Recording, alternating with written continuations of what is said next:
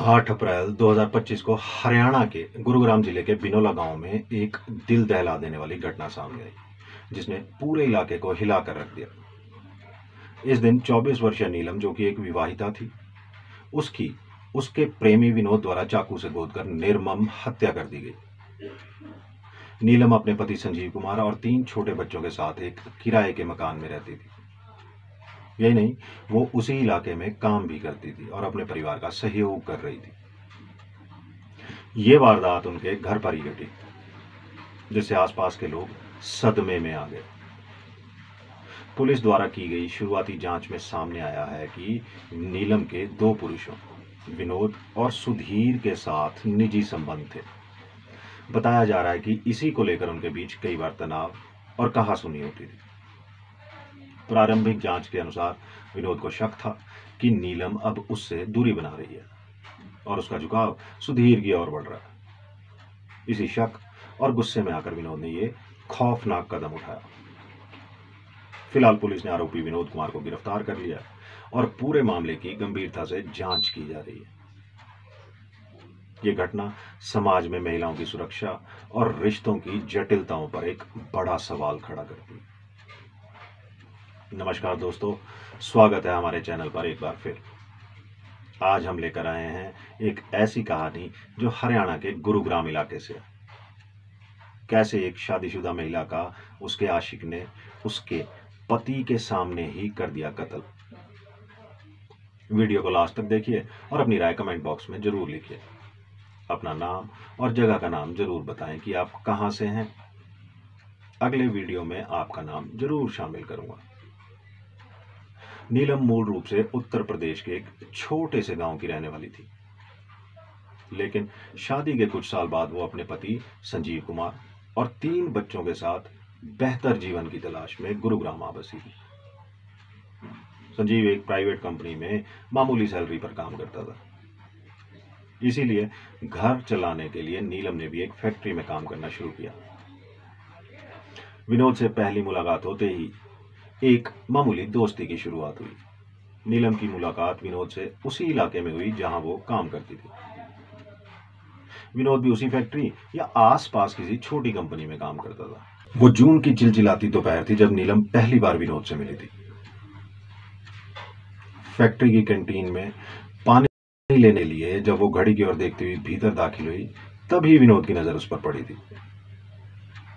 साड़ी में लिपटी, माथे पर हल्की बिंदी, पसीने से भीगा उसका माथा और थकी आंखों में एक अजीब सी गहराई थी।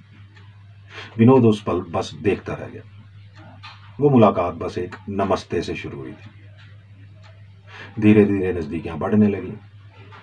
फैक्ट्री का काम थकाऊ था, मगर अब नीलम को हर दिन का इंतजार रहने लगा। लंच ब्रेक में मिलने वाली वो 10 मिनट की बातचीत, कभी चाय की टपरी पर, कभी कैंटीन की खिड़की के पास, नीलम के सूने दिनों में रंग भरने लगी। विनोद उसके बच्चों का हाल पूछता और उसकी आंखों में ऐसे देखता मानो उसके दर्द को पढ़ सकता हो। नीलम के लिए विनोद एक सहकर्मी नहीं रहा, वो अब उसके अधूरेपन को भरने की कोशिश कर रहा था। उसका हर सवाल, हर मुस्कान, उसकी बातों में छुपा वो ध्यान नीलम के दिल में हलचल पैदा करने लगा। एक बारिश की शाम ने सब कुछ बदल दिया। एक दिन जब अचानक बारिश आई और पूरी फैक्ट्री की बिजली चली गई, सभी लोग एक कोने में छुपे हुए खड़े थे। नीलम अपनी साड़ी समेटती एक कोने में खड़ी थी। तभी विनोद उसके पास आकर खड़ा हो गया। ठंडी हवा में भी नीलम की सांसें तेज चल रही थी। उसकी भीगी जुल्फें उसके गालों से चिपकी हुई थी और विनोद की आंखें उन पलों में कुछ खोने लगी थी। वो खामोशी, वो नजदीकी और फिर एक हल्की सी कंपकंपी के बीच विनोद ने उसका हाथ थामा। नीलम ने रोका नहीं, बस एक पल के लिए दोनों की सांसें एक लय में चलने लगी। वो छुअन ना तो जबरदस्ती थी, ना ही मजबूरी। वो जैसे दोनों की तन्हाइयों की पुकार थी। रिश्ता जो सिर्फ जिस्म का नहीं था, उसके बाद उनका रिश्ता बदला नहीं, गहराने लगा। कभी विनोद उसकी जिंदगी की थकान में मुस्कान भर देता, तो कभी नीलम उसकी बाहों में कुछ पल सुकून ढूंढ लेती। वो दोनों जानते थे कि यह रिश्ता आसान नहीं था, मगर दिल क्या करे। जब 2 अधूरी रूहें मिली तो कुछ तो जुड़ता ही है। हर मुलाकात में एक चोरी का मजा था, हर स्पर्श में एक तड़प, हर विदाई में एक इंतजार। कुछ रिश्ते वक्त के साथ गहराते हैं, लेकिन कुछ में वक्त ही दूरी ला देता। नीलम और विनोद का रिश्ता अब उस मोड़ पर आ पहुंचा था जहां शुरुआती प्यास तो बुझ चुकी थी और अब सामने सिर्फ एक धुंधली सी हकीकत थी। विनोद अब अक्सर चिड़चिड़ा रहने लगा था, कभी बेवजह शक करता तो कभी नीलम से अपना हक जताता। उसे लगता था कि अगर वो नीलम को हर वक्त कंट्रोल में रखेगा तो वो कभी दूर नहीं जाएगी, लेकिन नीलम को वो आजादी चाहिए थी जो इस रिश्ते में दम घुटा रही थी। एक दिन जब नीलम ने विनोद से मिलने से मना कर दिया तो विनोद गुस्से में बोला, तू समझती क्या है अपने आप को, अब तू बदल रही है। नीलम ने बस एक शांत जवाब दिया, नहीं विनोद, अब मैं खुद को पहचानने लगी। उस दिन के बाद उनके बीच जो फासला बना वो कभी नहीं मिटा। इधर फैक्ट्री की दूसरी यूनिट में एक नया सुपरवाइजर आया था, सुधीर मलिक। ऊंचा कद, थोड़ा उम्र दराज और बातों में एक ठहराव। वो सिर्फ काम की बातें करता, मगर जब उसकी नजर नीलम पर पड़ती तो थोड़ी देर के लिए उसकी आंखों में कुछ ठहर सा जाता। नीलम ने भी महसूस किया था कि सुधीर की नजरों में कुछ अलग था। वो नजरें जो उसके चेहरे पर नहीं, उसके थके हुए दिल पर रुकती थी। एक दिन जब नीलम की तबीयत खराब थी, सुधीर ने उसे फैक्ट्री से घर तक छोड़ने का ऑफर दिया। रास्ते पर कोई बड़ी बात तो नहीं हुई, मगर उस सफर में एक अजीब सी खामोशी थी, जैसे दो अकेलेपन ने एक दूसरे को पहचान लिया हो। धीरे नीलम की जिंदगी में शामिल होने लगा, कभी बच्चों के लिए चॉकलेट, कभी नीलम के लिए कोई दवाई, कभी बिना कहे बस पास बैठ जाना। वो नीलम को स्पेस देता था, मजबूरी नहीं बनता था, और यही बात नीलम को खींचने लगी। उसकी आंखों में ख्वाब थे, लेकिन जबरदस्ती नहीं थी। विनोद जहां जुनून में सब कुछ अपना बनाना चाहता था, सुधीर ने बस साथ देना चाहा। विनोद जहां शक करता था, सुधीर भरोसा करता था, और यही फर्क नीलम को एक नई उम्मीद की ओर खींच ले गया।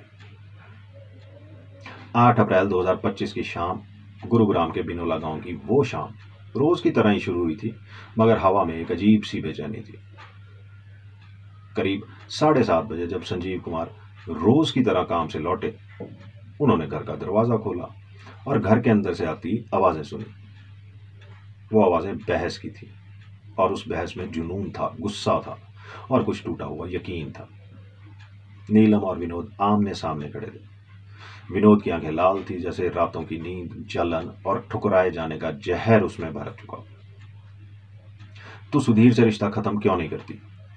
विनोद की आवाज कांप रही थी, लेकिन उस कांपते लहजे में गुस्से की धार थी। नीलम ने ठंडी मगर साफ आवाज में जवाब दिया, अब बहुत हो चुका विनोद, ये मेरा घर है, मेरी जिंदगी है, तू यहां क्या कर रहा? विनोद ने नीलम की तरफ एक कदम और बढ़ाया। मैंने तुझसे मोहब्बत की, सब कुछ छोड़ा तेरे लिए, और तू? नीलम अब थक चुकी थी। मोहब्बत जब जबरदस्ती बन जाए तो वो मोहब्बत नहीं रहती विनोद, अब तू जा। और यही वो शब्द थे जिनमें विनोद का सब्र टूट गया। वो एक झटके से किचन की ओर भागा और वहां से रसोई में रखा तेज धार वाला चाकू उठा। इससे पहले कि संजीव कुछ समझ पाता, उससे पहले ही विनोद नीलम पर टूट पड़ा।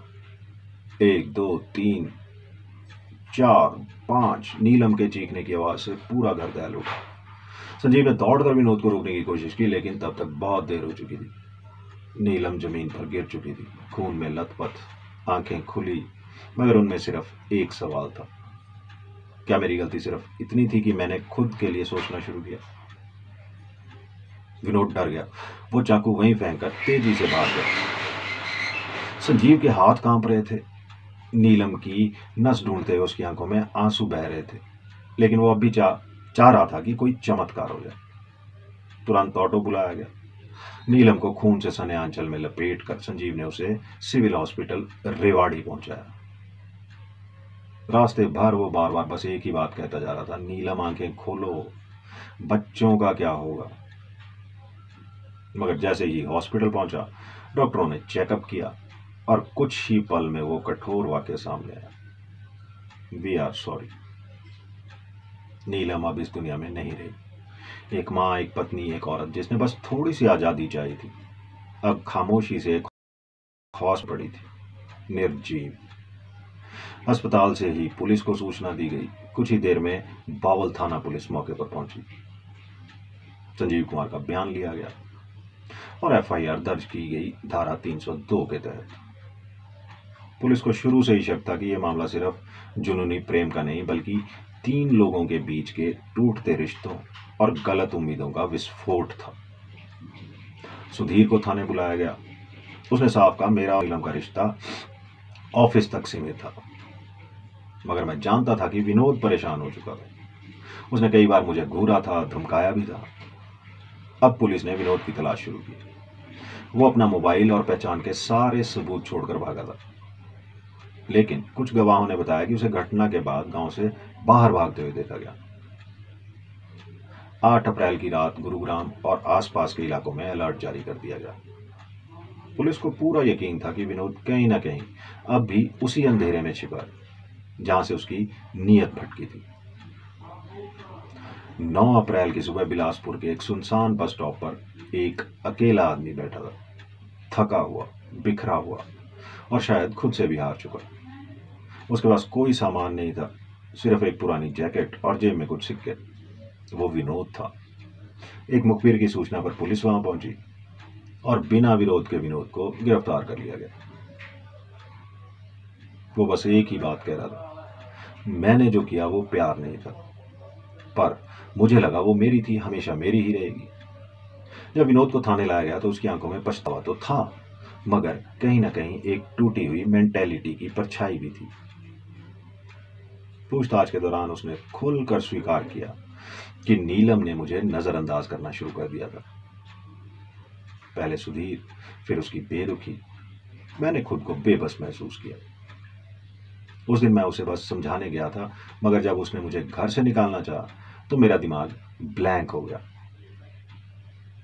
उसने ये भी बताया कि वो खुदकुशी करने की सोच रहा था, क्योंकि उसे डर था कोई माफ नहीं करेगा मुझे। पुलिस ने विनोद के इकबालिया बयान, चाकू, गवाहों और पोस्टमार्टम रिपोर्ट के आधार पर हत्या की धारा 302 के तहत केस फाइनल किया।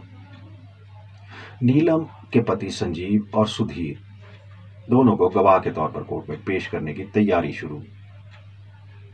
मीडिया ने इस केस को प्रेम और पागलपन की कहानी बताया। कुछ चैनलों ने नीलम के कैरेक्टर पर सवाल उठाए, तो कुछ ने समाज की उस चुप्पी को कोसा जो एक औरत की आजादी को गुनाह बना देती है। आज नीलम नहीं है, 3 मासूम बच्चे हैं जो हर रात माँ की कहानियां सुनने के लिए जागते थे। अब उनकी कहानियों में सिर्फ खामोशी है। विनोद जेल में है, लेकिन क्या उसकी सजा पूरी इंसाफ है? और सुधीर, वो अब भी सबके सामने शांत है, लेकिन अंदर से टूट चुका है। उसने नीलम को बचाने की बहुत कोशिश की थी, मगर शायद किस्मत ने अपना फैसला पहले ही लिख दिया था। ये सिर्फ एक मर्डर केस नहीं था, ये उस समाज की कहानी थी जहां प्यार और हक के बीच की लकीरें धुंधली हैं, जहां एक औरत की आजादी अक्सर किसी की मर्दानगी को चुनौती लगती है, और जहां रिश्तों की उलझनें कभी कभी जान ले जाती हैं। ये घटना हमें सोचने पर मजबूर करती है कि कैसे व्यक्तिगत संबंधों की जटिलता और गलतफहमियां घातक परिणाम ला सकती हैं। यह आवश्यक है कि हम अपने संबंधों में ट्रांसपेरेंसी और ईमानदारी बनाए रखें, ताकि इस प्रकार की त्रासदियों से बचा जा सके।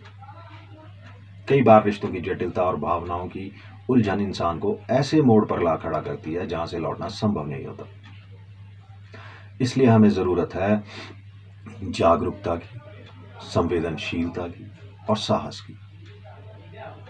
इस कहानी का उद्देश्य समाज को जागरूक करना है कि व्यक्तिगत संबंधों में ईमानदारी, विश्वास और समझ का होना कितना जरूरी है। हमें चाहिए कि हम अपने निर्णयों के प्रति सचेत रहें और अपने जीवन में सुरक्षा उपायों को अपनाकर संभावित खतरों से बचें। आपको वीडियो पसंद आया तो लाइक करें, चैनल को सब्सक्राइब करें और बेल आइकन दबाना ना भूलें, ताकि आपको हमारी हर वीडियो की खबर मिले। अगली बार मिलते हैं एक नई और रोचक कहानी के साथ। तब तक के लिए नमस्कार और अपना ख्याल रखिए। जिंदगी जिंदाबाद।